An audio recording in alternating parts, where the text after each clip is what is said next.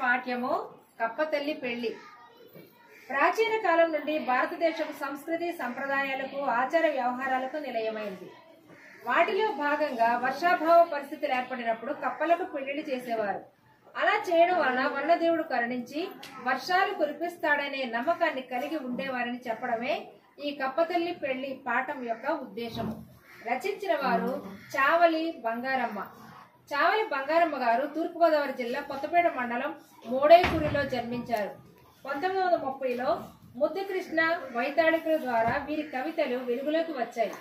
బంగారమ్మ కవితలు తెలుగు కవిత్వంలో కొత్త ఒరవడిని, సరికొత్త భావ వ్యక్తీకరణను వీటిని 1958లో 42 కవితలతో కాంచన విపంచి పేరుతో సంకలనం చేశారు. ఇప్పుడు కప్పతల్లి పెళ్లి ఏ విధంగా చేస్తున్నారో మన పాఠంలో ఉన్నట్టుగా ఇక్కడ 7వ తరగతి విద్యార్థులు కప్పతల్లి పెళ్లి చేయడానికి మొత్తం ఈ విధంగా ఏర్పాటు చేశారు.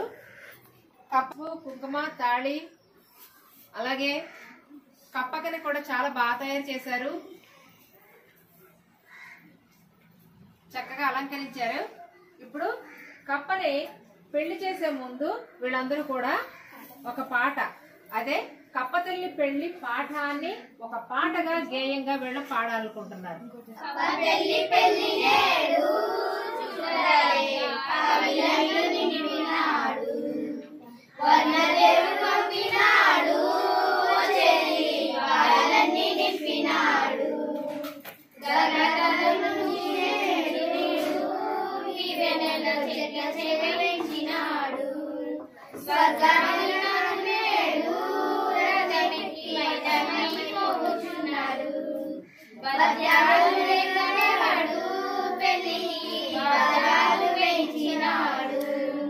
బండారాలు పైన వాడు చక్రములో బడబడలించినాడు.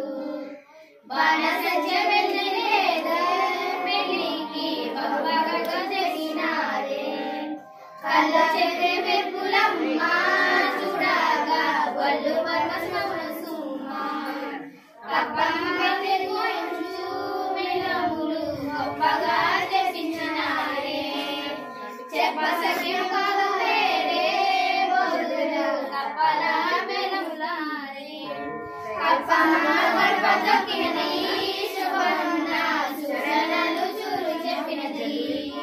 కప్పలే వాడలమ్మ పొలములో కనరెండు పండెనమ్మ.